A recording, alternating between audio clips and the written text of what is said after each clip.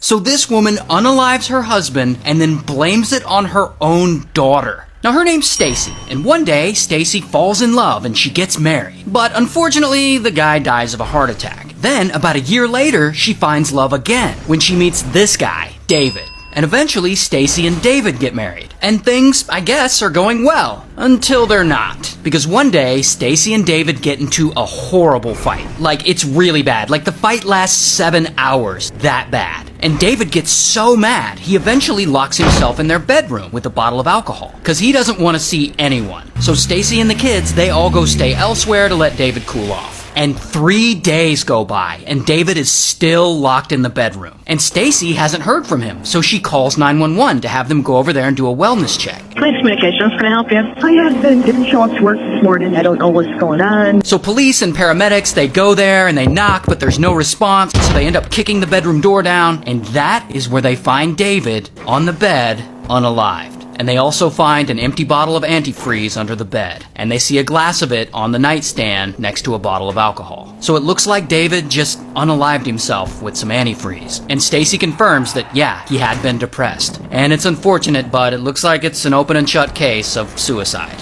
Until some of the detectives who are working on the case, they're not really buying the whole suicide thing. Because strangely, in David's will, he left all of his money to Stacy and her daughters, while leaving nothing to his own biological son from his previous marriage. And this shocks everyone. So police start thinking this might have been a homicide. They get to work investigating. Now, there are multiple detectives working on this case, but there's one main guy. This guy, Detective Spinelli. And just to make this story less confusing, I'm going to make Spinelli stand in for all the different detectives working on this case. So Spinelli launches a full investigation, and it seems like he suspects Stacy might have poisoned David with antifreeze. And Spinelli's like, I want to talk to Stacy's first husband, see if he'll give me the tea. But unfortunately, as we already saw, Stacy's first husband has already passed away from a heart attack.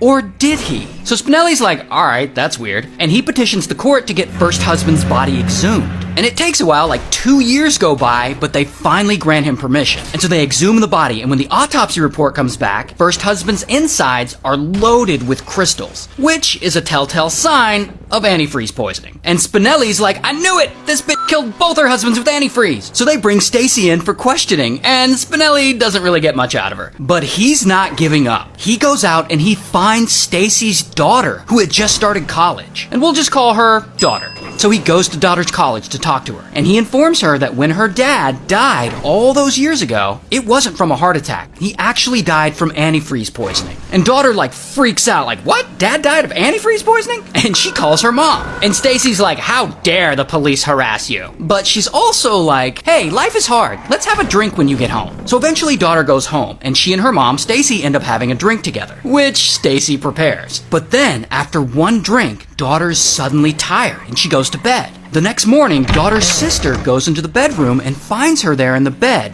barely breathing. So she runs to her mom and she's like, Daughter's not breathing, call 911. So Stacy calls 911, and police and paramedics get there, and they discover that Daughter had left a suicide note, which basically says, I'm gonna unalive myself, but it also confesses that she is the one who unalived her dad and her stepdad with antifreeze. And it says that police should stop investigating her mom. Here's the thing though, Daughter isn't quite dead yet, and paramedics get there with enough time to rush her to the hospital and save her. And they find that Daughter had also ingested antifreeze, but luckily she survives. And pretty much as soon as Daughter wakes up, Spinelli's there, and he's like, oh, tell me more about your suicide note and why you unalived your father and your stepfather. And Daughter's like, what the fuck? I never tried to unalive myself or anyone else. And Spinelli shows her the suicide note, and she's like, I didn't write that. Which makes sense, because Daughter has at least somewhat of a college education, and whoever wrote this note appears to be allergic to punctuation. Like, there's not a single comma or period in it. Like, it drives me nuts. Like, grammar check your suicide notes, people. Come on. Anyway, here's what really happened. Back in the day, Stacy unalives her first husband with antifreeze. Then she gets remarried and unalives her second husband with antifreeze. And when police get too close, she then tries to unalive her own daughter with antifreeze, and then blame all the murders on her daughter by writing a fake suicide note. They also find Stacy's fingerprints on the glass of antifreeze next to David's bed, and they find multiple drafts of Daughter's suicide note on Stacy's computer.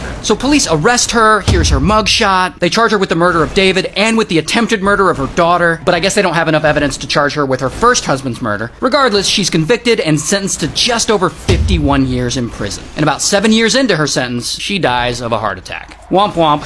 Shout out to New York.